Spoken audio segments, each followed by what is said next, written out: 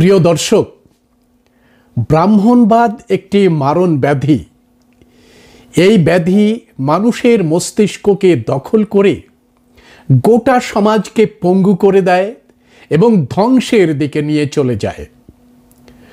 জন্ম, মৃত্যু, বিবাহ প্রভৃতি সামাজিক রীতি, পূজা পার্বণ, নানা ধর্মীয় আচরণের মাধ্যমে এই রোগ মানুষকে গোলামে পরিণত করে ফেলে।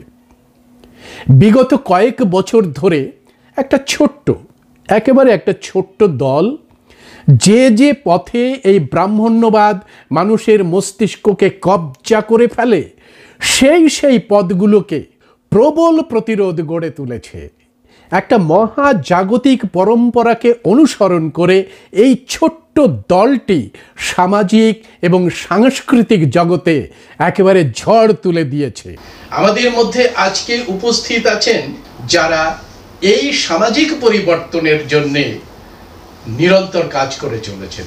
এদের মধ্যে আমি আপনাদের পরিচয় করে দিই। প্রদীপ বর্মন, ডক্টর প্রদীপ বর্মন, নমস্কার।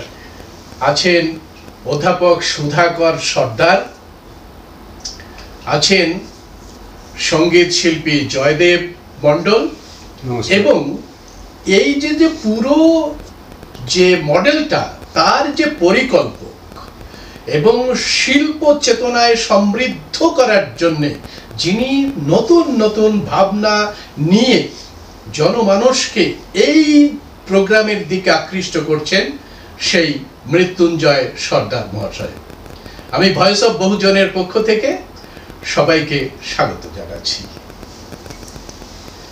আমার প্রথম প্রশ্ন, যে এই যে একদা সমালোচিত এই যে পদ্ধতিটি, এই যে জন্ম থেকে মৃত্যু, বিবাহ এবং যে অনুষ্ঠানগুলো, তার মধ্যে ব্রাহ্মণ্যবাদের যে ভেজাল, সেই ভেজালকে মুক্ত করতে হবে, এই ভাবনাটা আপনাদের মাথায় কি করে এলো? আসলে ভাবনাটা যে আমাদের মাথা থেকে নেমেছে এমন নয়। আমাদের পূর্বজ যেসব মানুষেরা যারা সমাজ সংস্কার আন্দোলন, সাংস্কৃতিক আন্দোলনে যারা অংশ নিয়েছিলেন, তারা সূচনা করেছিলেন। কিন্তু সেই সূচনার পরে যে বিষয়টা দাঁড়িয়েছিল, ঠিক আমাদের মনোমত হচ্ছিল না। মানে আমরা চাইছিলাম যে সমগ্র দেশের মানুষ একইভাবে, একই পদ্ধতির মধ্যে একটা সামগ্রিকভাবে তারা গ্রহণ করবে, এই বিষয়টা আমরা চাইছিলাম। তো সেখান থেকে প্রথমে যেটা বলার, সেটা হলো যে আচার, নিয়ম, সংস্কার, বিধি বিধান ইত্যাদি যে বিষয়গুলোকে আমরা মান্যতা দিয়ে চলে আসছি, এগুলো সব কিছুই কিন্তু মানুষের কল্যাণের জন্যই তৈরি হয়েছিল। এই আচার, বিধি, নিয়ম, সংস্কার এগুলো মানুষের কল্যাণের জন্যই তৈরি হয়েছিল।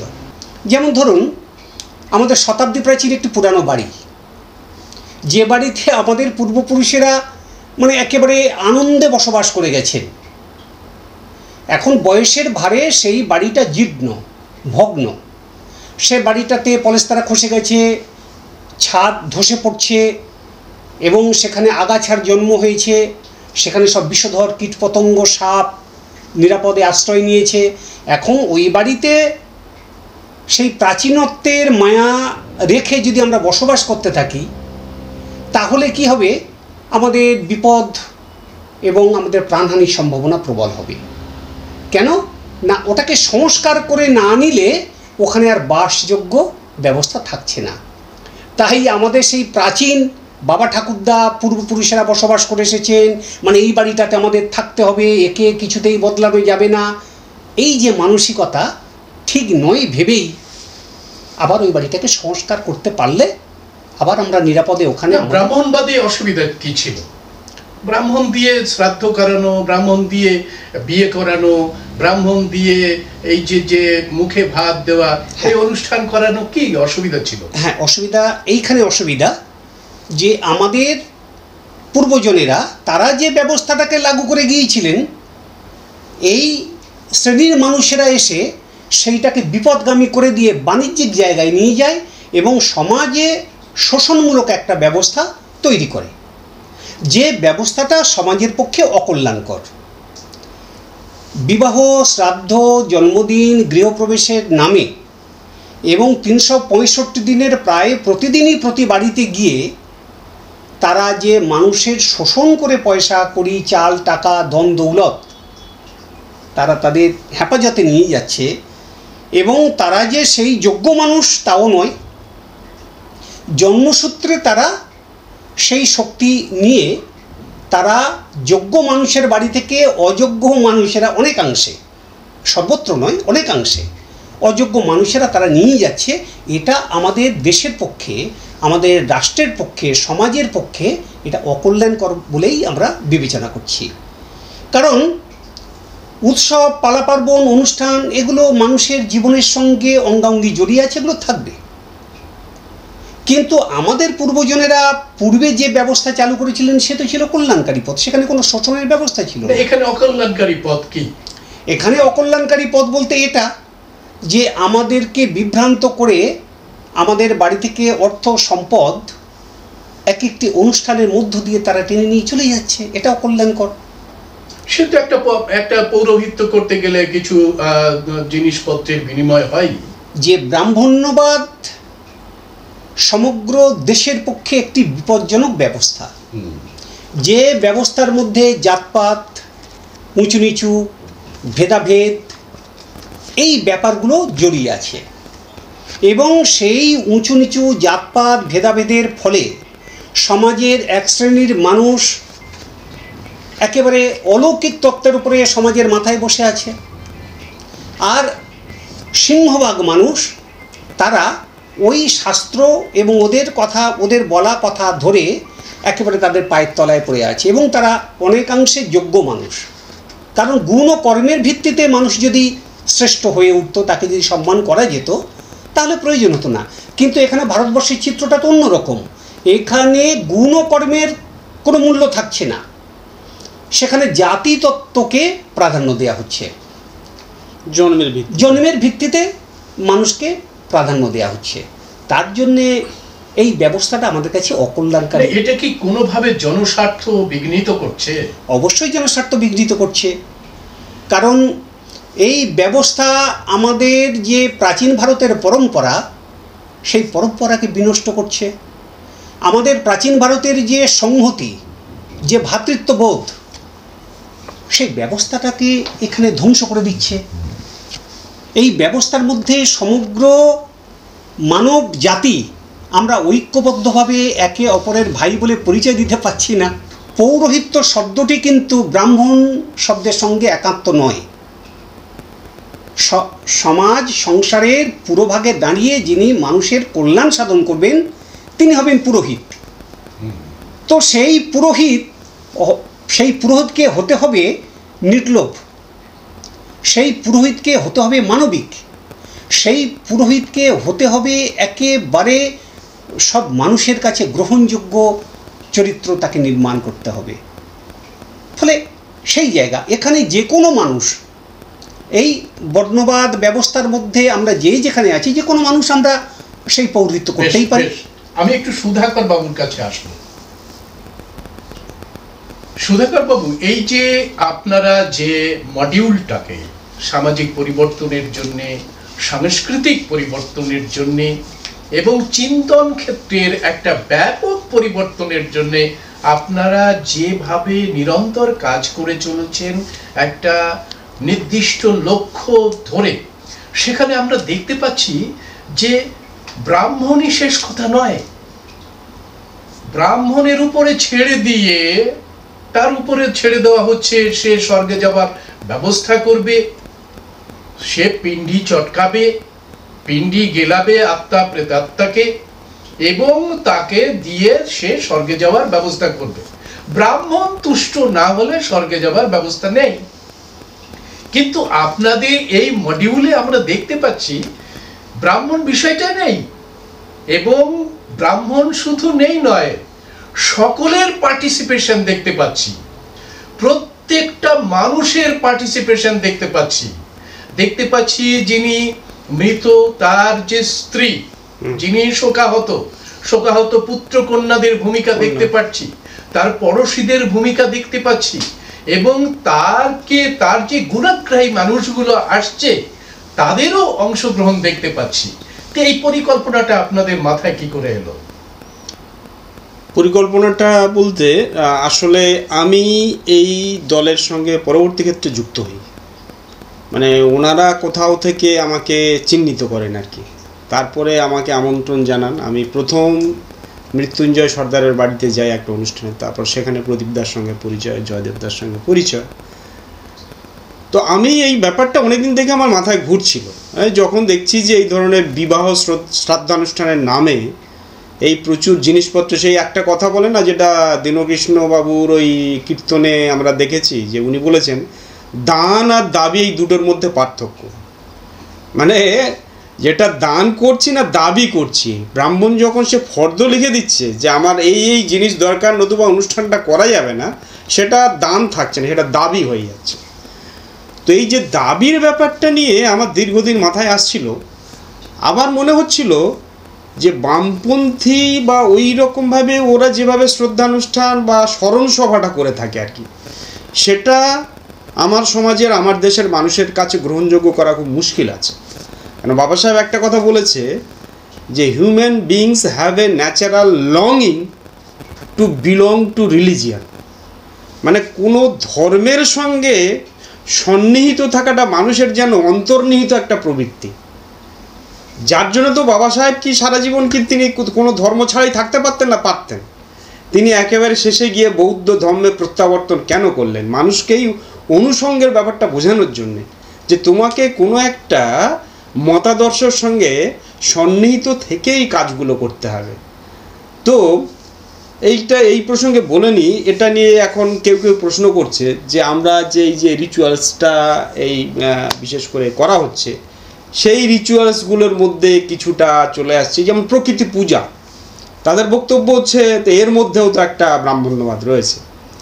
তা আমরা যদি লক্ষ্য করি, আমার প্রশ্ন হচ্ছে গৌতম বুদ্ধ যখন প্রথম যে অস্পৃশ্যকে তার সঙ্গে নিয়ে এসছিলেন সেই নদী থেকে ধরে, আমার নামটা ভুলে যাচ্ছি, নদী থেকে সে যখন গৌতম বুদ্ধ যাচ্ছেন, বুদ্ধ তার শিষ্যদের নিয়ে যাচ্ছেন, সে দেখে নদীতে নেমে গেছে, তাকে ধরে নিয়ে আসছেন, ধরে নিয়ে এসে তার গা হাত পা ধুয়ে দিয়ে প্রথম যেটা করেছিলেন কি না, সংঘের যে বস্ত্র, একটা ইউনিফর্ম যেটা বলি সবাই একই বস্ত্র পরবে, সেটা প্রথম পরিয়ে দিয়ে তারপর তাকে সেই মানে যে শপথ বাক্যগুলো পাঠ করাচ্ছে। এটা তো একটা রিচুয়ালসটা সমস্ত আলোকপ্রাপ্ত সমাজের যে কোনো একটা রিচুয়ালস, একটা লৌকিকতা, এটা কিন্তু অনস্বীকার্য অঙ্গ। আমরা সকালবেলা কাউকে দেখে যখন সুপ্রভাত বলি, না বললে কি তার প্রভাতটা হবে না?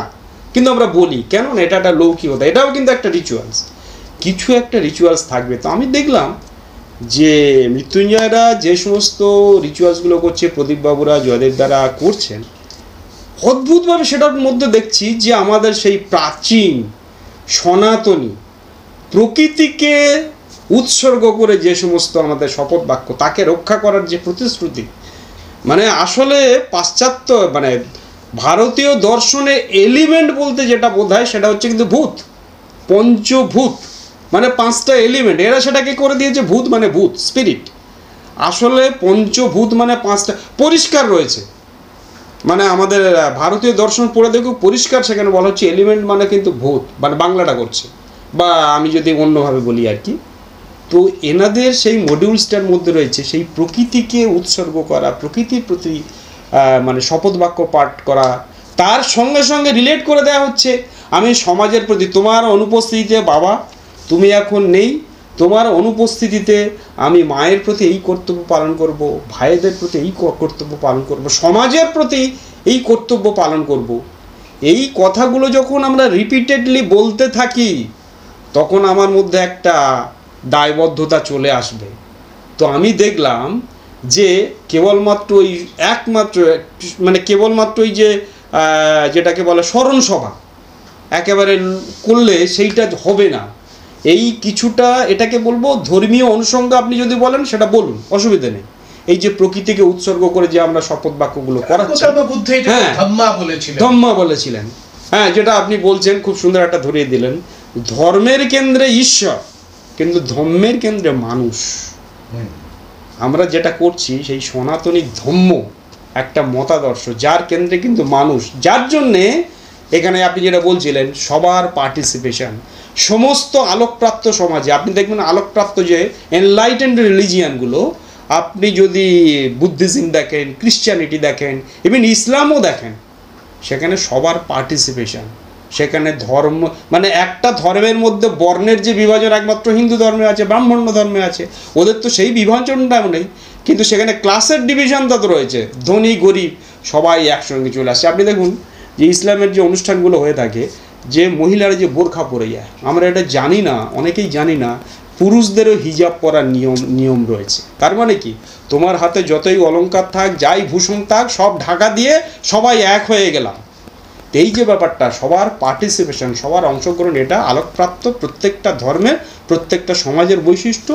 আমাদের এনাদের যে মানে যে মডিউলসটা, সেখানে সবার অংশগ্রহণ, মাকে দিয়ে যখন একজন মারা যাচ্ছেন তার স্ত্রীকে দিয়ে আমরা প্রদীপ প্রজ্বলন করে অনুষ্ঠান শুরু করছি, এবং অন্যান্য নারীরা সেখানে অংশগ্রহণ করছে, তার বৌমা, তার কন্যা, সবাই একসঙ্গে অনুষ্ঠানটা করছে।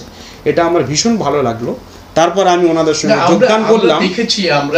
হ্যাঁ, আমি বলি এত ভালো লেগেছিল। তারপর আমি সত্যি খুশি যে আমার মনে হতো আর কি, যে আমার বাড়িতে প্রত্যেকের তো জন্ম মৃত্যু তো একেবারে জয়দেবদার গানের মধ্যে এক একটা গান এক একটা দর্শন। সেই গানগুলো যদি আমরা দেখি শুনি, তো সেখানে তো জন্ম মৃত্যু তো প্রকৃতির নিয়ম। তাহলে আমার বাড়িতে আমার বাবা আমার মৃত্যু হবে, আমারও মৃত্যু হবে।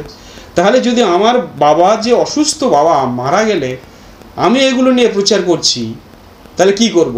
তখন সেই এনাদেরকে নিয়ে গিয়ে সেই অনুষ্ঠানটা করলাম। এটা সবার কাছে ভীষণ গ্রহণযোগ্য হয়েছিল, এবং এমন কোনো অনুষ্ঠান হয়নি, এই মডিউলকে সামনে রেখে এমন একটা অনুষ্ঠান হয়নি যেখানে দুজন অন্তত প্রতিজ্ঞা করেনি যে তাদের পরিবারে এই একই মডিউল ফলো করবে। মৃত্যু বা বিবাহে বা জন্মদিন, ইভেন গৃহপ্রবেশেও আমাদেরকে যেতে হয়েছে। এবার আপনার যদি অন্য কোনো প্রশ্ন। হ্যাঁ, আমি দেখতে পাচ্ছি আমার দীর্ঘদিনে আদিবাসীদের মধ্যে কাজ করার অভিজ্ঞতা রয়েছে। আদিবাসীদের প্রত্যেকটা পরব, প্রত্যেকটা অনুষ্ঠানে কেবলমাত্র ওই নাইকে, গড়াম নাইকে, মাঝি, পারানিক এরা পার্টিসিপেশন করে না, সমগ্র সমাজ পার্টিসিপেশন করে। এই যে মডিউলটা আমি দেখতে পাচ্ছি, সেই মডিউলটার মধ্যেও দেখতে পাচ্ছি সবার পার্টিসিপেশন। এই আদিবাসীদের যে মডিউল, তার সঙ্গে এই মডিউলের যে সামঞ্জস্য, এটা কি করে আপনারা করলেন? এটা তো আমাদের এনআরআই প্রোপাগেটর, এনআরআই বলতে পারবেন। আমি তো পরবর্তী ক্ষেত্রে সংযুক্ত হয়েছি, কিন্তু পরে আমি দেখেছি যে আদিবাসীদের মধ্যে যে সংস্কৃতি প্রকৃতি কেন্দ্রিক এবং সবার অংশগ্রহণ, সেটা ভীষণভাবে এই মডিউলটার মধ্যে উপস্থিত রয়েছে, যার জন্য তো আমার কাছে এতটা গ্রহণযোগ্য হয়েছে। পরবর্তী পর্যায়ে আমি তো সাহিত্য সংস্কৃতি নিয়ে অনেক পড়াশোনা করেছি, তো আমার কাছে তো একটা গ্রহণযোগ্যতা থাকবে। অনেককে এরকম কাজ আরো অনেকে করছে, মনে হয়েছে এর মধ্যে থেকে আমি আমার যে চিন্তা ভাবনাগুলো, সেইটা রিফ্লেকশন, সেইটার প্রতিচ্ছবি আমি পাচ্ছি আর কি। অন্যান্য অনেকে কিন্তু এই ধরনের কাজ করছে, কাজ করার একটা ক্ষেত্র আপনি এখানে পেয়েছেন। এখানে একটা বই রয়েছে, এই বইটা, এই যে বইটাতে একটা মুখবন্ধ আমি লিখেছি আর কি। তো সেখানে আমাদের নাম দিয়েছি আমরা চতুর্ভুজ। হ্যাঁ, মানে চারজনের একে অপরের এতটাই বিকল্প হয়ে গেছে আর কি। রিচুয়ালস পরিচালনার ক্ষেত্রে, গানের ক্ষেত্রে, সঞ্চালনার ক্ষেত্রে আমি একটু তাত্ত্বিক দিকটা আলোচনা করি। আমি এবার মৃত্যুঞ্জয় বাবুর কাছে আসব, যে এই যে সামাজিক রীতিনীতিগুলো আপনারা পরিবর্তন করে দিচ্ছেন, পুরো মানুষের ভাবনা মধ্যে দারুণভাবে রিফ্লেক্ট করছে। এটা সুধাকর বাবু বলেছেন যে শুধুমাত্র স্মরণ সভা হলে কাটকাট একটা ব্যাপার থাকতো, কিন্তু আপনাদের এই মডিউলটার মধ্যে অদ্ভুতভাবে কিছু রিচুয়ালিস্টিক বিষয় রয়েছে, এবং সেই রিচুয়ালিস্টিক বিষয়গুলোকে সিম্বলাইজ করছেন আপনারা। যেমন আবার সেই মাটির ঘট ফিরিয়ে নিয়ে এসেছেন, আম্রপাতা নিয়ে এসেছেন, একটা ডাব নিয়ে এসেছেন, মাটি দিয়ে বেদি তৈরি করছেন, অদ্ভুতভাবে কিছু আলপনা অঙ্কন করছেন এবং একটা সজ্জা যেটা মানুষকে একেবারে টেনে নিয়ে আসছে। এই যে পরিকল্পনাগুলো, কি করে আপনার মনে হলো যে এই পরিকল্পনাগুলো নিয়ে আসা দরকার? আর এই পরিকল্পনাগুলোর মধ্যে আমার আদি পরম্পরা রয়েছে। আমরা যেটা দেখতে পাচ্ছি যে বিভিন্ন সিম্বল ব্যবহার করা হয়েছে বুদ্ধের সময় থেকে একেবারে সম্রাট অশোক এবং পাল যুগ পর্যন্ত।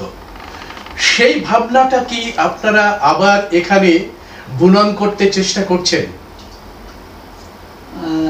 নমস্কার ভয়েস অফ বহুজনের প্রতিটি শ্রোতা এবং ভয়েস অফ বহুজনের কর্মকর্তাদের, এবং তার আগে সবার প্রথমে আমি ধন্যবাদ জানাতে চাই সেই সকল শ্রোতাবর্গকে যারা আমাদের আজকের এই সাক্ষাৎকারের প্রসঙ্গে সবচেয়ে বেশি অখুশি হবেন।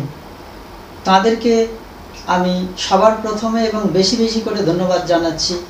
তার কারণ আমার দেশের সিংহভাগ মানুষ, খেটে খাওয়া শ্রমজীবী সাধারণ মানুষ, তাদের কাছে সত্য কোনটি আর মিথ্যা কোনটি এটি প্রথমত জানার সুযোগটুকু নেই।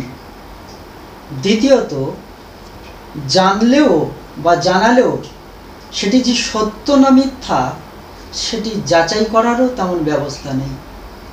এই যেমন আমরা এত দূর দেশের প্রাতিষ্ঠানিক শিক্ষা লাভ করেও আমরা যারা এসসি এসটি ওবিসি আমাদের নিজেদের আত্মপরিচয় জানি না। এটা আমার ব্যক্তিগতভাবে আমি খুব লজ্জিত আমার কাছে, যে এত দূর পড়াশুনো করেও আমরা নিজেদের আত্মপরিচয় জানি না। আর সে জায়গায় আপনি যে প্রশ্নটা করলেন, এই প্রসঙ্গে উত্তরটা আমি যতটুকু উপলব্ধি করেছি, চর্চা করেছি আমার নিজের দর্শনের মধ্য দিয়ে, সেটা আমি আপনাদের কাছে তুলে ধরছি। আমরা প্রত্যেকে যদি নিজেদেরকে মানুষ মনে করি তাহলে আমাদের দুটো জিনিস থাকার কথা, একটা হলো মান আর একটা হুঁশ। মান বলতে আত্মসম্মান আর হুঁশ বলতে আত্মজ্ঞান বা আত্মচেতনা।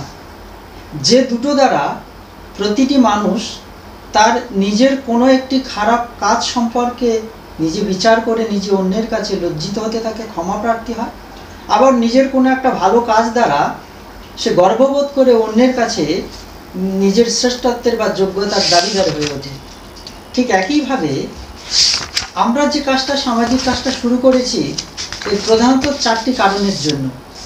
প্রথম কারণটা আপনারা ভালো করে শুনে রাখুন। বৈদিক আচারের মাধ্যমে যে কাজটি হয়ে আসছিল এতদিন, সেটা কিন্তু আমাদের মাতৃ আচার বা মাতৃ সংস্কৃতি নয়। আমরা যদি মহামানব রবীন্দ্রনাথ, শিবরাম চক্রবর্তী থেকে শুরু করে স্বামী বিবেকানন্দ থেকে কাছে তাদের দর্শনটা আমরা উপলব্ধি করি, তাহলে জগদীশচন্দ্র বোস আরও ভালো একটা দিক দিয়েছেন যে কোনো জাতি যদি তার উন্নতি ঘটাতে চান তাহলে তার নিজের সংস্কৃতি, নিজের ভাষা, নিজের তার দিয়ে তাকে এগোতে হবে।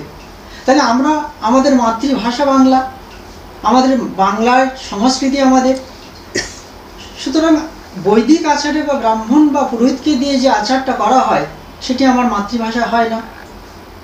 এই প্রথম আঘাত হচ্ছে কি আমার মাতৃভাষাকে অপমান করা। যিনি এই ভাষায় পৌরোহিত্য করছেন, যে ব্রাহ্মণ আসছেন, তিনি নিজে কিন্তু বাংলা ভাষায় কথা বলেন জন্ম থেকে মৃত্যু পর্যন্ত, অথচ আমাদের বাড়িতে এসে যে আচারটা পালন করেন তিনি কিন্তু বাংলা ভাষায় নন, যেটা আমাদের কাছে বোঝার কোনো উপায় নেই যেটা ভালো না মন্দ। সবচেয়ে দুঃখের বিষয় এটাই যে পুরোহিত আমাদের বাড়িতে এসে আমাদের আচার পালন করছেন, ওনার বাড়িতে কিন্তু একই, ধরুন একটা ব্রাহ্মণের বাবা মা মারা গেল আর আমাদের বাড়ির কোনো বাবা মা মারা গেল, তাহলে ওনার ধর্ম আমার ধর্ম একই, উনি আমার সমাজের মানুষের, তাহলে ওনার বাড়িতে যা আচার হচ্ছে আমার বাড়িতে সেই একই হওয়ার কথা, সেটা কিন্তু হন না। প্রথম আমাদেরকে এড়িয়ে যাওয়ার প্রথম কারণ হচ্ছে এটাই যে আমরা সবাই এক দেশে বাস করছি, সমতা করে দাবি করছি, অথচ আমাদের বাড়িতে যে মন্ত্রগুলো বলা হচ্ছে সেগুলো তো আমার মাতৃভাষা নয়, উল্টে আরও সেগুলোর অনেক অপমানজনক, লজ্জাজনক, হীন অর্থে, যেটা এই সোশ্যাল মিডিয়ায় বলা আমার পক্ষে সম্ভব নয়। যে পাঠকেরা বেশি বেশি করে আমাদের এই ভিডিওটা দেখে রেগে যাবেন তাদের কাছে বিনীত অনুরোধ, আপনারা 2-3টে বই খালি দেখবেন, যে মন্ত্রগুলো আমাদের বাড়িতে এসে ওনারা উপস্থাপন করেন, সেই মন্ত্রগুলো কিন্তু ওনাদের বাড়ি তো করেন না, উল্টে আমাদের পূর্বপুরুষ 3 পুরুষ 4 পুরুষ 7 পুরুষকে চরম থেকে চরমতম অপমান করা হয়, প্রথম কথা। দ্বিতীয় কথা হলো, সবাই জানে যে 3টি আচার আছে, একটা হলো বেদাচার, একটা হলো কুলাচার, আর একটা হলো বীরাচার। এই 3টি আচারের মধ্যে সর্বশ্রেষ্ঠ আচার হলো কুলাচার বা দেশাচার। একটা আপনাকে উদাহরণ যদি দিই, দেখবেন আমাদের দেশের সবচেয়ে বড় উৎসব হয় মাঘ মাসের প্রথমে, অর্থাৎ পৌষ পার্বণ, যেটা ভাইফোঁটা, নীলের বাতি, অরন্ধন উৎসব, তারপরে অম্বুবাসী থেকে শুরু করে বড় বড় উৎসব পালন হয়, সেখানে কিন্তু কোনো সংস্কৃত মন্ত্র লাগে না। এইগুলো কিন্তু আমরা দিব্যি খুব সুন্দরভাবে সবাইকে নিয়ে করে যাচ্ছি। অথচ ওই একই পদ্ধতিতে মাতৃভাষায় মাতৃ আচারের সমতার নীতিতে যখন আমরা শ্রদ্ধানুষ্ঠান করছি বা গৃহপ্রবেশ করছি, এবং আমার নিজের কাজটা যখন আমি করছি, তখন কিন্তু ওই যারা নিন্দুক তারা কিন্তু এটা সহ্য করতে পারছেন না। আর একটা কথা এই প্রসঙ্গে বলে রাখি, কিছু মানুষ আছেন যারা বৈষ্ণব সম্প্রদায় বলে অভিহিত, তারা কিন্তু পুরোহিত বা ব্রাহ্মণকে ডেকে কাজ করান না। অথচ কোনো মানুষ তাদের নিয়ে কিন্তু কোনো প্রশ্ন করেন না, তাদের আরো বাহবা দেন, আর আমাদেরকে অনেকটা ঘৃণা করেন। সেই মাতৃ আচার এবং মাতৃভাষায় মাতৃ সংস্কৃতির মধ্যে যদি আমরা ফিরে যাই, তাহলে পৃথিবী কেন, ভারত কেন, সারা বিশ্বের দুটো দর্শনের মধ্যে আমরা দেখতে পাবো প্রকৃতি দর্শন বা বস্তুগত দর্শন একমাত্র শ্রেষ্ঠ। আর বৈদিক আচারের মধ্যে এই যে মাটি, জল, আলো, বাতাস আর বৃক্ষ, লতা, এই যে পঞ্চভূত, এটা বাদ দিয়ে কিন্তু ওই বৈদিক আচারেও কিছু হয় না। পূজা করো প্রিয়জনে। প্রিয়জনটা কি না, প্রাণকে বাঁচিয়ে রাখার জন্য প্রয়োজনীয় যে উপকরণগুলো, সেটাই হলো প্রয়োজনীয় বা প্রাণের বাঁচানোর জন্য প্রধান উপকরণ। এই 5টি উপাদান মহাশক্তি। 1 সেকেন্ড মাটি ছাড়া কেউ থাকতে পারবো না, বাতাস ছাড়া প্রাণ আমরা কেউ রক্ষা করতে পারবো না, জল ছাড়া আমরা কেউ বাঁচতে পারবো না, বৃক্ষ ছাড়া আমরা খাদ্য, বস্ত্র, ঔষধপত্র, আসবান কিছুই পারবো না, আর সূর্যের শক্তি ছাড়া তো কিছুই হবে না। এই পঞ্চশক্তিকে আমরা হচ্ছে কি সবার মধ্যে প্রতিষ্ঠিত করার জন্য, এটা শুধু আমাদের দেশে কেন, সারা পৃথিবীর প্রতিটা জীবের একান্ত জন্ম থেকে মৃত্যুর পরেও এদের দরকার। সেই জন্য করে এই সত্য দর্শন, এই দর্শনটা সারা পৃথিবীর প্রাচীন থেকে প্রাচীনতম সময় থেকে যে মুনি ঋষিরা, জ্ঞানী গুণীজনেরা, দার্শনিকরা আছেন, তারাই এই দর্শনের ধারক এবং বাহক। আমরা শুধুমাত্র পরাধীনতার শৃঙ্খলে আবদ্ধ থেকে নিজের সত্য মিথ্যা কোনটা সেটা চিন্তা না করতে পারার ফলে আমরা সেটা উপলব্ধি করতে পারছিলাম না। এখন আমরা সেটা নিজেদের সেটা উপলব্ধি করতে পেরে আমার সমাজ এবং স্বদেশের কাছে সেটা পৌঁছে দেওয়ার জন্য করে আমরা এই ভারতীয় সনাতনী যে রীতি, সেটাকে আঁকড়ে ধরে আমার সমাজ। দেখছি একটা ঘট আপনি ইয়ে করছেন, ঘট, তারপরে সেখানে একটা স্বস্তিক চিহ্ন অঙ্কন করছেন, তার উপরে ঘটটাকে স্থাপন করছেন। এইটা মাথায় এলো কেন?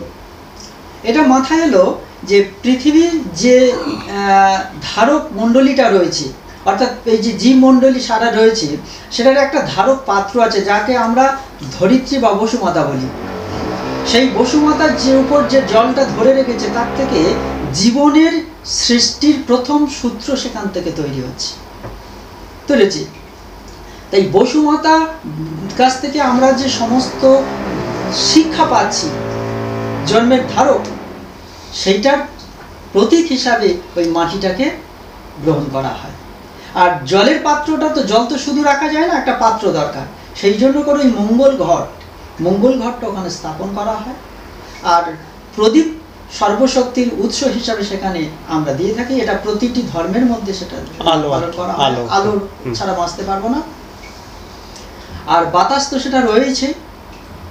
এরপরে আসে খাদ্য, বস্ত্র, বাসস্থান, ঔষধপত্র, আসবাব, যান, যা কিছু আমরা প্রতিনিয়ত গ্রহণ করে চলেছি বা আগে করেছি, এখন করছি, ভবিষ্যতে করব, এগুলো সব পেয়ে থাকি তৃণ, লতা, গুল্ম এবং বৃক্ষাদি। তাহলে একটা মানুষ জন্ম থেকে মৃত্যু পর্যন্ত তার জীবনের যা যা প্রয়োজন সবটুকু কিন্তু এই পঞ্চশক্তির কাছ থেকে প্রতিনিয়ত সে গ্রহণ করে আসছে, এবং সেটাই সে সারা জীবন থেকে আসে। এই সত্য শিক্ষাটা যদি অতি সহজভাবে প্রতিটা মানুষ বুঝতে পারে, যেটা ভারতবর্ষের মানুষ যেদিনে বুঝেছিল সেই দিন ভারত পৃথিবীর সবার উচ্চে স্থান লাভ করেছিল। আবার যদি আমাদের এই শ্রমজীবী খেটে খাওয়া মানুষ যদি আবার সেই সত্য দর্শনটা বুঝতে পারে এবং সমতার মধ্যে যদি ফিরে যেতে পারে, তাহলে খুব তাড়াতাড়ি আমাদের দেশ আরও এগিয়ে যাবে। এই জন্য করে এই ভারতীয় প্রাচীন যে দর্শন, সত্য দর্শন, সেই দর্শনটার মধ্যে থেকে এটা উঠে এসছে। এটা কোনো নতুন আমাদের তৈরি নয়, এটা ভারতীয় বিচারধারা দর্শনের ধারাবাহিকতাভাবে এটাকে উঠে এসছে। এই পুরো ভাবনাটাকেই গানে গানে মানুষের মধ্যে সঞ্চারিত করে দিচ্ছে যে মানুষটি অনন্য সাধারণ কিছু শব্দের ব্যবহার করে সেখানে সুরারোপ করে, সেই মানুষটির নাম জয়দেব কুমার মণ্ডল। তিনি একজন শিক্ষক, একজন কবি, একজন গীতিকার, সুরকার এবং নিজেই শিল্পী। এই দায়িত্ব নিয়েছেন তিনি। জয়দেব বাবুর কাছে আমার প্রশ্ন যে এই যে গানগুলো আপনি রচনা করেন, অপূর্ব সেই গানের বাণী আমি যেখানে যেখানে উপস্থিত থেকেছি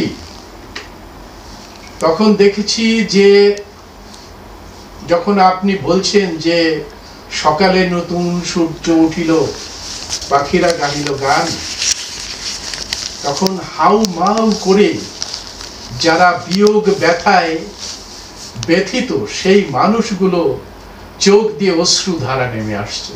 একটা অনন্য প্রশান্তি তাদের মধ্যে দেখতে পাচ্ছি। তাদের মধ্যে ব্যক্তিক সম্পর্কের জটিলতা ভেঙে দিচ্ছে আপনার গান। সামাজিক যে দূরত্ব ভেঙে চুরমার করে দিচ্ছে আপনার গান। এই ধরনের গান লেখার অনুপ্রেরণা আপনি কোথা থেকে পেলেন? নমস্কার, ভয়েস অফ বহুজনের এই পরিচালক এবং আমাদের এই শ্রোতাবর্গ যারা আছেন। প্রেরণা বলতে আমি আমার যেখানে জন্ম সেই গ্রামে আমার জন্ম, তো সেই একটা গানের পরিমণ্ডলে আমরা বড় হয়েছি। আমরা খুব ধনী মানুষ নই, তবু গানের একটা চল ছিল। তাদের কাছ থেকে সেই গানগুলো আমার শোনা ছোটোবেলা থেকে, এবং শুনতে শুনতে এই গানের মধ্যে কেমন যেন আমি একরকম প্রায় তাদের মধ্যে নিজেকে সম্পৃক্ত করে ফেলেছি। এবং গান হচ্ছে ভারতের এক পরম্পরা। আমাদের যা কিছু অনুষ্ঠান এবং দেখেছি বহু আগে, অনেক ইতিহাস ঘাটলেও দেখা যায় সেখানে অনেক সঙ্গীত শিল্পীর কথা আমরা জানতে পারি। তো কোনো আচার অনুষ্ঠান যেগুলো আমরা এখন করে চলেছি, শ্রদ্ধানুষ্ঠান, বিবাহ, গৃহপ্রবেশ এবং অন্যান্য যে অনুষ্ঠানগুলো, মৃত্যুঞ্জয়, প্রদীপদা এবং সুধাকরদা এবং আমরা সবাই মিলে যা করে চলেছি, তার মধ্যে দেখলাম যে এই গান যদি দেওয়া যায় বা গান যদি কিছুটা তার মধ্যে রাখা যায়, সেগুলো মনে হয় মানুষের পক্ষে আরও একটু অনুষ্ঠানটা খুব ভালোই হয়। এবং সেই গানের মাধ্যমে এগুলো যদি আমরা তাদের সেই বিয়োগ ব্যথা সেটাকে আরও ভালোভাবে প্রকাশ করা যায়। অনেক আগে আমি শুনেছিলাম কোনো এক যাত্রার আসরে যে কান্না থেকে গানের জন্ম। এটা আমার সেই কথাটা বহু বছর আগে শোনা কথা, মনে হয় আমার মনে গেঁথে আছে। তো যে আপনি যে গানটার কথা বলছিলেন, সকালে নতুন সূর্য উঠিল, পাখিরা গাহিল গান, এই গানটি লিখেছিলাম প্রথম আমার মামার মৃত্যু যখন হয়, তার শ্রদ্ধানুষ্ঠানে মৃত্যুঞ্জয়ের বাবা মধুসূদন সর্দার, তার মধুসূদন সর্দারের সেই শ্রদ্ধানুষ্ঠানে মৃত্যুঞ্জয় বলল, দাদা আমি তো এই ব্রাহ্মণ বর্জিত একটা অনুষ্ঠান করব, এসো আমরা সবাই মিলে এই অনুষ্ঠানটা করি, তো তুমি তো গান টান একটু আধটু লেখো, তো দেখো না আমার এখানে যদি একটা গান তুমি লিখতে পারো। তো সেই প্রথম লিখেছিলাম ওই গানটি, সে প্রায় 15-16 সালের কথা, 15 সাল। তো সেই লিখেছিলাম প্রথম এই গানটি। তারপরে বেশ কয়েকটি গান লিখেছি আমাদের অনুষ্ঠানের জন্য। তো সেই গান দেখেছি মানুষ কতটা জনপ্রিয় হয়েছে এবং মানুষ কিভাবে নিয়েছে।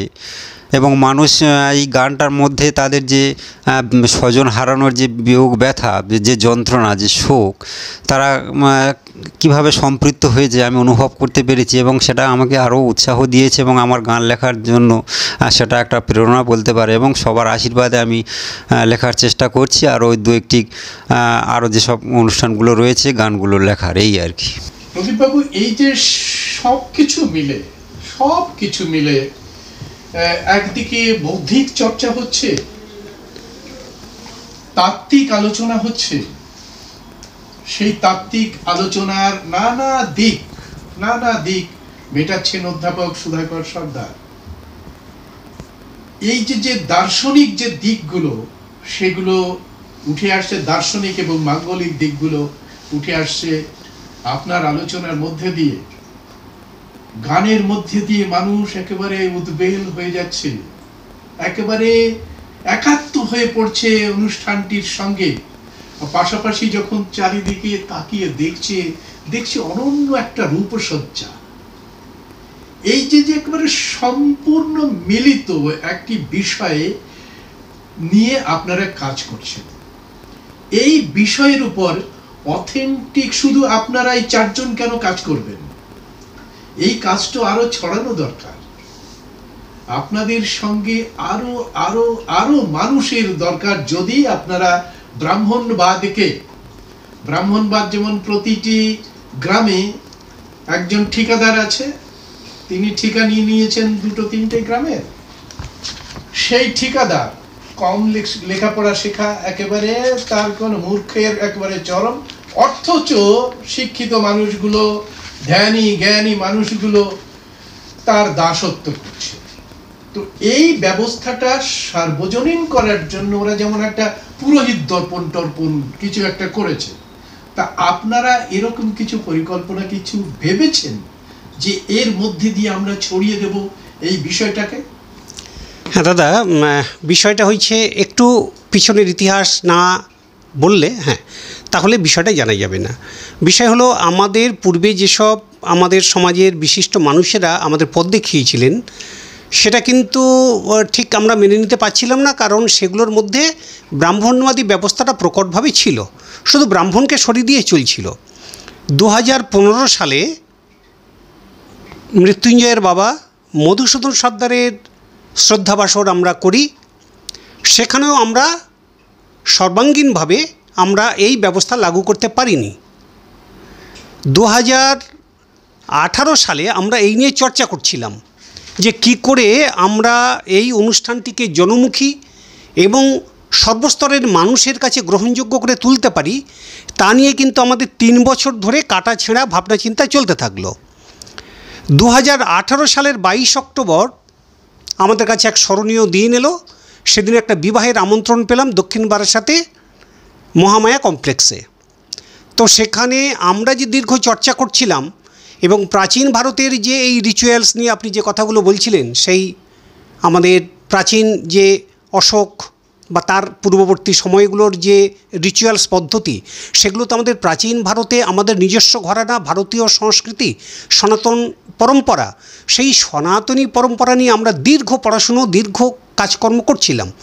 করতে করতে 2015 সাল থেকে 2018 সালে এসে তার একটা রূপরেখা তৈরি করতে পারি এবং মৃত্যুঞ্জয়কে সঙ্গে নিয়ে আমি এই বিষয়টাকে সংগঠিত করছি। মৃত্যুঞ্জয় আমাকে পরামর্শ দিল যে দাদা, এর সঙ্গে সঙ্গীতের ব্যবস্থা, ভারতীয় সঙ্গীতের ব্যবস্থাটা রাখতে হবে। আমাদের মধ্যে জয়দেবদা আছেন, জয়দেবদা ভালো সঙ্গীত লেখেন এবং জয়দেবদার গান চিৎপুরের যাত্রা পার্টিতে বড় বড় দলে সেসব গান লুট করে নেওয়া হয়েছে, ওকে ভাগিয়ে দিয়েছে, যে যাই হোক সেসব অন্য কথা। তো কথা হলো, জয়দেবদা আমাদের সঙ্গে যুক্ত হলেন এবং আমরা সঙ্গীতকে সেই জায়গা থেকে নিয়ে এলাম। নিয়ে আসার পরে আমরা অনেক কাটাছেঁড়া করেছি, অনেক আলোচনা পর্যালোচনা করেছি, অনেক এই অনুষ্ঠানের মানে নিয়মবিধি নিয়ে অনেক কিছু করেছি। করার পরে 2015 সালে এসে আমরা একটা রূপরেখা তৈরি করতে পারলাম এবং তার উপরে একটি বই রচনা করলাম। বইটির নাম প্রকৃতিগত সামাজিক ক্রিয়াকর্ম পদ্ধতি। এই বইটি আমি রচনা করলাম, আমার সঙ্গে সহযোগিতা করলেন মৃত্যুঞ্জয় সর্দার, আমার জয়দেবদা সহ আরও আমাদের সঙ্গে বহু মানুষ ছিলেন, তার মধ্যে ডক্টর কৌস্তুভ মণ্ডল, কালাচাঁদ নস্কর, সুদর্শন মণি, প্রার্থতী মণ্ডল ছাড়াও অসংখ্য মানুষ যাদের নাম বলতে গেলে দীর্ঘ সময় চলে যাবে, তারা আমাদের সহযোগিতা করতে থাকলেন। এবং এই অনুষ্ঠানটি আমরা যখন শুরু করি 2015 থেকে 18-র পর 19 থেকে এর গতি পেতে শুরু করে, এবং এতটাই গতি পেতে শুরু করে যে সারা পশ্চিমবঙ্গের বিভিন্ন জেলা থেকে আমাদের ডাক আসতে শুরু করে। পরে সুধাকরবাবু তখন জুড়ে গেছেন আমাদের সঙ্গে। এবারে এই যে চতুর্ভুজ, যে আমরা যেখানেই যাই, কোথায় মালদা, মুর্শিদাবাদ, মেদিনীপুর থেকে শুরু করে সারা পশ্চিমবঙ্গের সব জেলাতে যখন শুরু করলাম, মানুষ উৎসাহের সঙ্গে আমাদের নিতে শুরু করলো। তখন আমরা দেখলাম যে আমাদের এই কজন মানুষ আমরা এই অনুষ্ঠানটিকে এগিয়ে নিয়ে যেতে পারবো না। আমরা 2021-এর 13-14 মার্চ আমরা একটি প্রশিক্ষণ শিবির করি দক্ষিণ বারাসাতে। 2021 সালের 13-14 মার্চ এই প্রশিক্ষণ শিবিরে প্রায় 45 জন মতো মানুষের আমরা প্রশিক্ষণ দিয়েছিলাম। তার পরবর্তীতে আবার আমরা প্রশিক্ষণ শিবির করি মন্দিরবাজার থানার জগদীশপুরে, ওখানে প্রশিক্ষণ শিবির করি, এবং নদিয়াতে ওখানে গিয়ে আমরা প্রশিক্ষণ শিবির করি। এছাড়া ছোট ছোট পাটে আমরা প্রশিক্ষণ দিয়েছি বহু মানুষকে। মালদাতেও হয়েছে, বহু পাটে হয়েছে, এবং আরও সব জেলা থেকে আমাদের কাছে মানে তারা আগ্রহী যে আমাদেরকে প্রশিক্ষণ দেয়া হোক। তবে এইখানে একটি বিষয় সর্বোপরি মাথায় রাখতে হবে, আমরা আজকের যে ব্যবস্থাটা শুরু করতে চেয়েছি এবং কল্যাণকারী একটি রাষ্ট্র প্রতিষ্ঠার ক্ষেত্রে, একটি সমাজ নির্মাণের ক্ষেত্রে আমাদের স্বেচ্ছা শ্রমিক যারা থাকবেন, সমাজের হিতার্থে কল্যাণের জন্য যারা স্বেচ্ছা শ্রম দিতে পারবেন, সেই সব মানুষগুলোকে এই কাজের সঙ্গে আমরা যুক্ত করতে চাইছি। আমাদের এখানে কোনো পারিশ্রমিক নেওয়া হয় না, আমরা যাই সম্পূর্ণভাবেই আমরা নিজেদের মতো গিয়ে সেখানে অনুষ্ঠানগুলো করি। এই রকম মনমানসিকতার মানুষজনগুলোকে নিয়ে আমরা এখানে একত্রিত করতে চাইছি এবং মানুষের একটা শোষণহীন সমাজ ব্যবস্থা নির্মাণ করতে চাইছি। সেখানে একটি কল্যাণকারী রাষ্ট্র যাতে নির্মিত হয় তার জন্যে আমরা প্রেক্ষিত তৈরি করার চেষ্টা করছি। তো সেই ক্ষেত্রে এই মুহূর্তে যারা সারা রাজ্য এবং রাজ্যের বাইরেও, আমাদের রাজ্যের বাইরেও বিভিন্ন জায়গায় এই অনুষ্ঠান আমরা করে এসেছি, তার একটি সংক্ষিপ্ত ইতিহাস এখানে লেখা হয়েছে। ইতিহাসের আলোকে সমাজ সংস্কার আন্দোলনের চারণভূমি নামক একটি রেকর্ডেড বই। এখানে আমরা যেখানে যেখানে অনুষ্ঠান করেছি চারণভূমিতে নাম, ধাম, ঠিকানা, সময়, সাল, তারিখ সব কিছু দিয়ে প্রথম বইটি এটা করেছি। আবার দ্বিতীয় পর্বে আবার যখন এই অনুষ্ঠানগুলো চলছে তার রেকর্ড সব আমাদের কাছে থাকছে, আমরা সেগুলো আগামী দিনে সেগুলো নিয়ে আসব। টোটাল ব্যাপার এই বিষয়টা আলোচনা করতে গেলে আরও দীর্ঘ সময়ের ব্যাপার। আমি শ্রোতা বন্ধুদের বলবো, আপনারা ফলো করুন, ভয়েস অফ বহুজনকে ফলো করুন। ভয়েস অফ বহুজনকে ফলো করলে আমরা আবার হয়তো আপনাদের আগ্রহ থাকলে আমরা পরবর্তী সময়ে আপনাদের প্রশ্ন যদি থেকে থাকে আপনারা ভয়েস অফ বহুজনকে পাঠান, আমরা সেই প্রশ্নের যথাসাধ্য একেবারে তথ্যসহ আপনাদেরকে আমরা উত্তর দেওয়ার চেষ্টা করব। কারণ এগুলো আমাদের মন গড়া কিছু নয়, কারোর মানে কোনো রকম কোনো বর্ণ, কোনো সম্প্রদায়ের বিরুদ্ধে আমাদের কোনো এখানে কোনো আন্দোলন নেই, আমাদের কোনো বিক্ষোভ নেই। আমরা সমগ্র ভারতবাসী হিসাবে সবাই যাতে আমরা মাথা উঁচু করে সসম্মানে বেঁচে থাকতে পারি, সবাই সমান অধিকার পেতে পারি, সবাই আমরা নিজেদের কাজগুলো যাতে আমরা নিজেরাই করে নিতে পারি, তার জন্যে এই যে একেবারে আত্মনির্ভর স্বনির্ভর একটি দেশ, একটি রাষ্ট্র ব্যবস্থা আমরা নির্মাণ করার প্রয়াসী। দিয়ারা অনুষ্ঠানে এখনো পর্যন্ত গালাগালি কিংবা আক্রমণ জিরো। উল্টে হয়েছে, কলকাতার সভ্য সমাজের মানুষেরা বলছে এটা একটি অনন্য সাধারণ মডিউল। আমরা দেখতে পাচ্ছি এই মডিউলটা আগামী ভারতে, আগামী বঙ্গে একটা নতুন দিগন্ত খুলে দেবে। এ কি করছেন আপনারা? আপনারা তো পেটের ভাত কেড়ে নিতে শুরু করলেন। ওই যে যারা ব্রাহ্মণরা এতদিন ধরে করে খাচ্ছিল তাদের তো পেটে লাথি মারছেন। আচ্ছা, আপনি যেটা বলছিলেন শেষটা বললেন যে পেটের ভাত কেড়ে নিচ্ছেন আর কি। হ্যাঁ, এই যুক্তি দিয়ে কিন্তু অনেকে অনেক কিছু বাঁচিয়ে রাখতে চাইছে আর কি। হ্যাঁ, ওই পূজা আর্চা হ্যানা ত্যানা আর কি। এই কয়েকদিন আগে কয়েকজনের সঙ্গে কথা হচ্ছিল একই কথা। তো এ ব্যাপারে আমরা অনুষ্ঠানে আমি অন্ততপক্ষে বাস্তবিকভাবে বলে থাকি যে আপনারা জয়দেব বাবুর গানটা ভালো করে শুনুন, যত দর্শন যা কিছু বোঝার শোনার সব ওইটার মধ্যে আছে। একটা দেখুন, আমি যেমন বলছিলাম না, এমন কোনো অনুষ্ঠান আমাদের হয়নি যেখানে দুজন অন্তত প্রতিশ্রুতি দেয়নি যে তার পরিবারে এই কালচারটা ফিরিয়ে আনবে সে। একই রকমভাবে বলছি, জয়দেবদার গান শুনে 10টা মানুষ কাঁদেনি এরকম আমার অভিজ্ঞতা হয়নি। তো তার একটা গানের ভাষাটা দেখুন, ওই আপনি বলছেন পেটে লাথি মারা ব্যাপারটা, স্বর্গের লোভ নরকের ভয় ধর্মের মূল কথা, শাস্ত্রের মূল কথা, কিছু মানুষের পরিষেবা দিতে বিপন্ন মানবতা। ভাবুন, ভাষাটা ভাবুন। ওই আপনি বলছিলেন না কিছু মানুষের পেটের ভাত কেড়ে নিচ্ছে, তো কিছু মানুষের পরিষেবা দিতে বিপন্ন মানবতা। তো এই যেটা বলছিলাম দান আর দাবির মধ্যে পার্থক্য, একজন মানুষের, আমার বাবা ধরুন 2014 থেকে 2020 সাল পর্যন্ত ভুগেছেন, পশ্চিমবঙ্গের সমস্ত প্রথম সারির হসপিটালে ভর্তি করেছি। আমি অধ্যাপক, আমার স্ত্রী শিক্ষিকা, দুজনের আয় সমস্ত চলে গিয়েও ঋণ করতে হয়েছিল বাবার চিকিৎসার জন্যে। তারপরেও বাবার ওই শ্রাদ্ধানুষ্ঠান করতে গিয়ে যদি ব্রাহ্মণের কাছ থেকে আমার হাতে একটা বড় ধরনের ফর্দ ধরে দেওয়া হতো, দান বা দাবি যাই বলুন, তাহলে সেটা কি মানবিক হতো? এই যে কথাটা, সেইটার বিরুদ্ধেই তো, সেইটার বিপক্ষেই তো আমরা করছি, যেটা প্রদীপদা বারবার বলতে চাইছেন যে আমরা এমন একটা সমতল ভূমি তৈরি করতে চাইছি যেখানে শোষণহীন সমতল ভূমি, যেখানে সবাই সমান সুযোগ পাবে। তো এটা আমরা কারোর পেটে লাথি মারা কিছু নয়, সবাই সমান অধিকার, জন্মের ভিত্তিতে নয়, কর্মের ভিত্তিতে। মানুষের কর্মই হবে তার পরিচয়।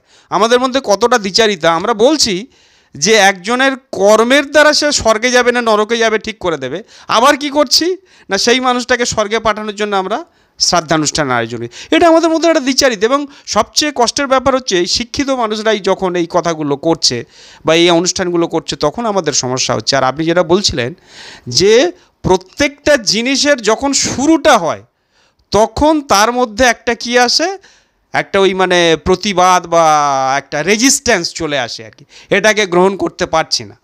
আস্তে আস্তে রিপিটেডলি হতে হতে হতে হতে তখন কি হয়, তখন সে তার সারমর্মটা বুঝতে পারে, বুঝতে পারার সঙ্গে সঙ্গে সেটার গ্রহণযোগ্যতা বাড়তে থাকে। তো আমরা সেই সময়টা অতিক্রম করে এসেছি, অনেকটা গ্রহণযোগ্যতা আস্তে আস্তে বাড়তে শুরু করেছে, যার জন্য চতুর্দিক দিয়ে দাবি আসছে। আমরা সব জায়গায় যেতে পারছি। অনেকে বলছে যে আমরা এর বিকল্প একটা করতে চাইছি, তো আমরা বলছি, আমরা তাদেরকে স্বাগত জানাচ্ছি, ওয়েলকাম জানাচ্ছি যে আপনারাও করুন, সবাই মিলে করুন। প্রথমত এই শোষণমূলক ব্যবস্থাটা কেন্দ্র থেকে সরে যাক, জন্মের ভিত্তিতে একজন পুরোহিত হবে সেই ব্যবস্থার কেন্দ্র থেকে শুরু যাক। তার জন্য আপনারা যা খুশি করুন। আপনারা যদি আমাদের অন্য রকম করতে চান, আমাদের এর বিকল্পে কিছু করতে চান, করুন, ওয়েলকাম। আগে মানুষকে শোষণ থেকে মুক্ত করুন, তার জন্যে 10টা দল তৈরি হোক, তাতে আমাদের কিছু যায় আসে না। আমরা আমাদের মতো কাজ চালাবো, তাদের প্রতি আমরা বলবো সুস্বাগতম, আপনারাও চালান। ব্রাহ্মণ্যতন্ত্রকে দূরে রাখার জন্যে, ব্রাহ্মণকে পুরোহিত হিসেবে কেন্দ্রে রাখার এই ব্যবস্থা থেকে দূরে রাখার জন্য আপনারাও করুন, সবাই পুরো পৌরোহিত্য করুন।